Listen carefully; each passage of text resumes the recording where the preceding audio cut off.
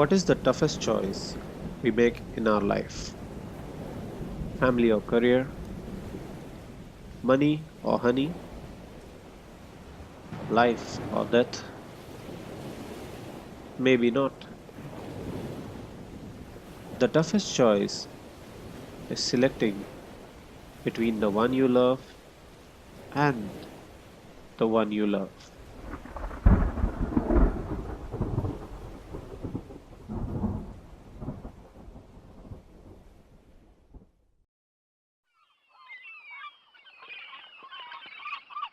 Bird strike was the first thing I heard.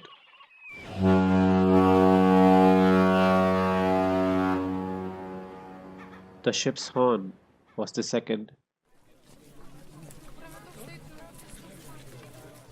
The people of this new place were the third.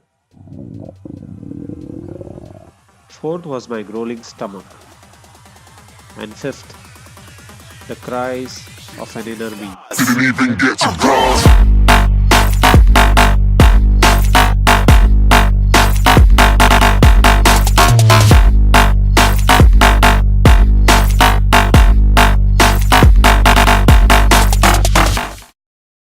Starting all over again is always tougher. A helping hand, though, makes things easier. The beautiful struggling writer I met during my struggle days, on those days when I used to work as a mechanic in order to earn some money and participate in another race. Those days are gone now.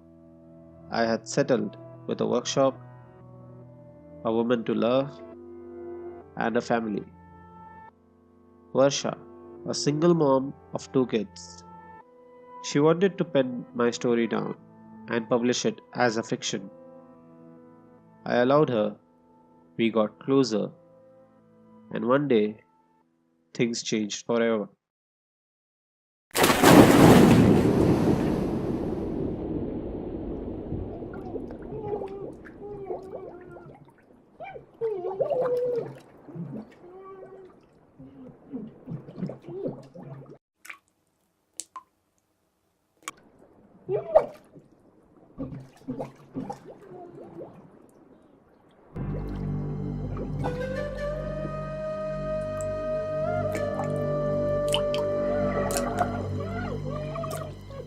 She won't let me be with you, and I can't go against her.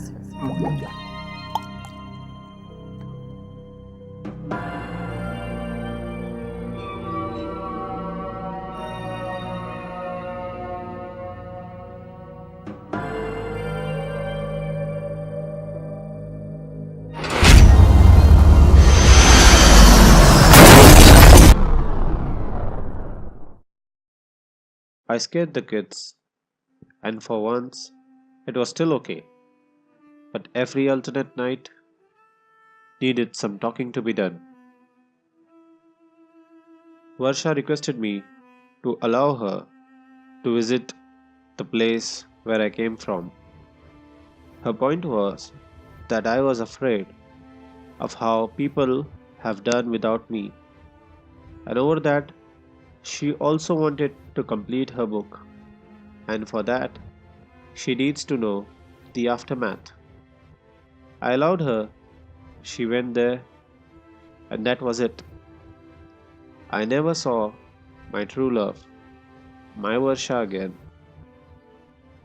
She did come back. She had a story to tell, but she wasn't real.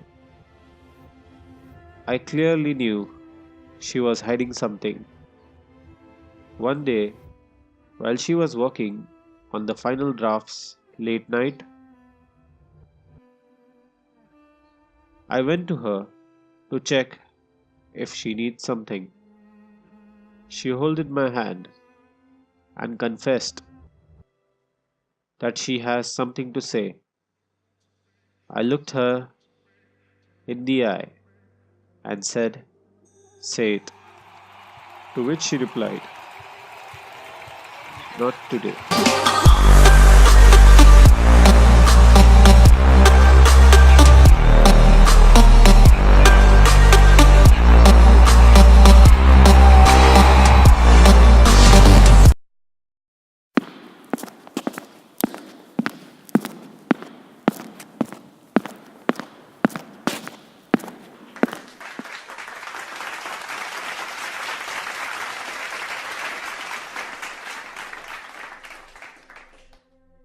Long ago, there was a guy.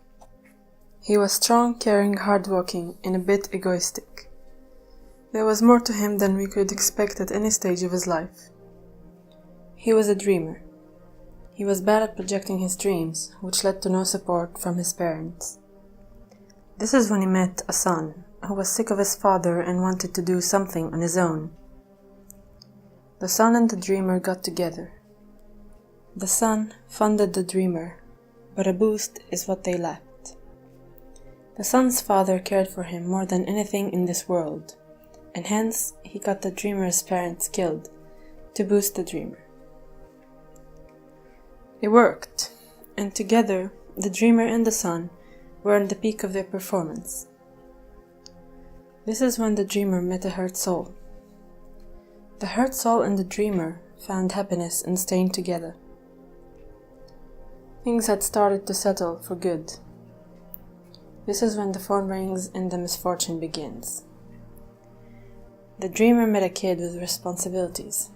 He didn't care about those, but the kid had to. He had no choice. This made the kid go beyond the safe levels, which eventually led to his death. Everyone blamed the dreamer. The hurt soul left after knowing the incidents. The son stood by his side, and the kid's sister in front of him, asking questions.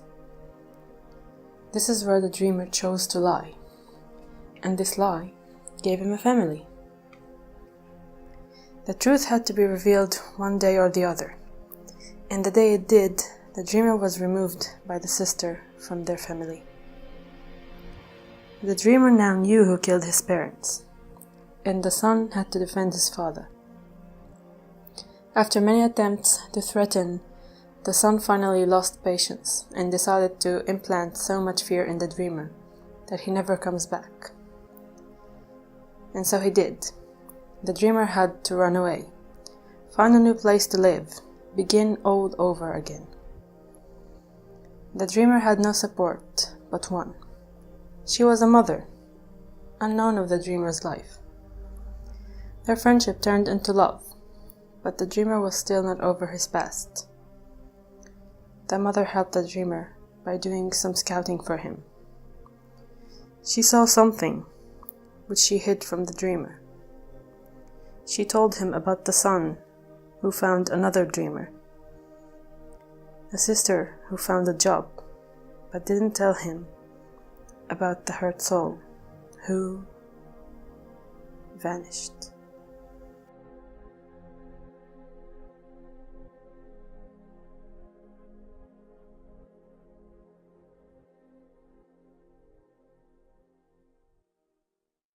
Susie, the hurt soul.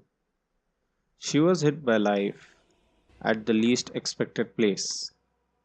Her family found a husband who allowed her to work. She opened up her own clinic.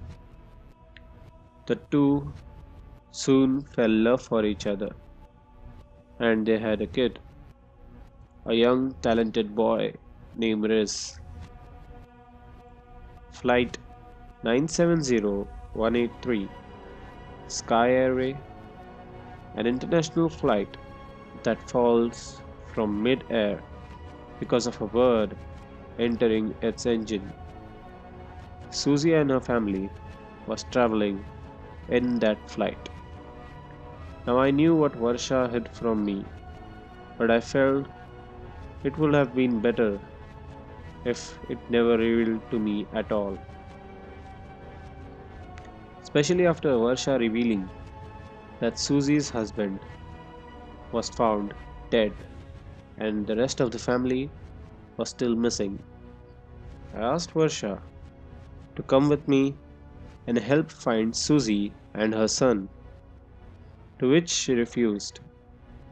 I had completely forgotten that Varsha herself was a single mother of two. She was afraid that if I find Susie, I'll leave her and her kid all by themselves. She requested me to consider Susie and her son dead and have a happy remaining life with her. Inside me, I wanted to help Susie. I wanted to find her desperately. Varsha now got strict, saying that if I leave to find Susie, it's over. I was confused what to do. On one hand, there was my love, who helped me get up back into my life. On the other, there was another love who helped open my eye. Both were in need of a partner and a father for their kids. I I had to choose. I couldn't spend my entire life with both of them. There was a decision to be made. I had to make a decision.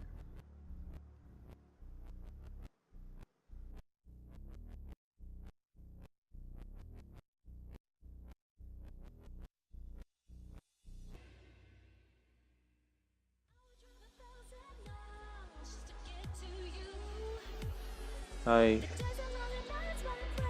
I chose happiness.